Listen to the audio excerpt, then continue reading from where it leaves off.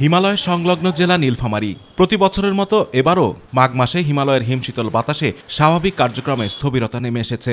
এ জনপদে তাপমাত্রার পারদ ওঠানামা করছে 10 থেকে 11 ডিগ্রি সেলসিয়াসে। এর ফলে খড়কুটো জ্বালিয়ে শীত নিবারণের চেষ্টা চালাচ্ছেন শীতার্থরা।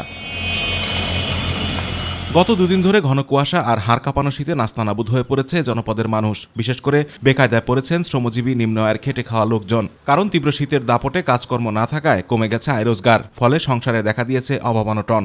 আমরা ওই ঠান্ডার কারণে কাজ করতে পারিছি না। সারাদিন সূর্য দেখা যায় না, কখনো কখনো দেখা গেলে সূর্যের তাপমাত্রা একেবারে নাই।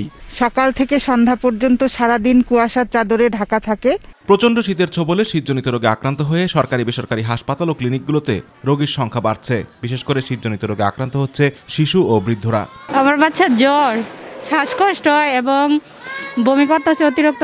বাচ্চাটাকে নিয়ে আসা হয়েছে, ওর আমসার সমস্যা আছে, শ্বাসকষ্টের সমস্যা হয়েছে, এই রোগের জন্য নিয়ে আসা হয়েছে।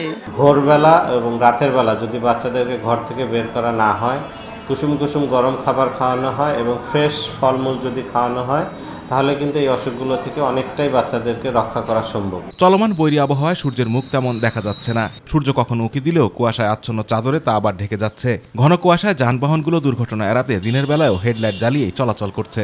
এই ঠান্ডার কারণে হয়তো পেশাদার পাওয়া যাচ্ছে না, ওই কারণে আমাদের সংসার চলে না। জেলা প্রশাসক বলছেন শীতবস্ত্র বিতরণ অব্যাহত রয়েছে। এছাড়াও ত্রাণ মন্ত্রণালয়ে শীতবস্ত্র চেয়ে জরুরি ফ্যাক্স বার্তাও পাঠানো হয়েছে। 40 লক্ষ টাকা স্যাংশন এসেছে, যেটা আমরা উপজেলা বাড়ি বরাদ্দ দিয়ে দিচ্ছি। ওরা কিছু কম্বল ইতিমধ্যে কিনে তাদের মতো করে ডিস্ট্রিবিউশনে চলে গেছে।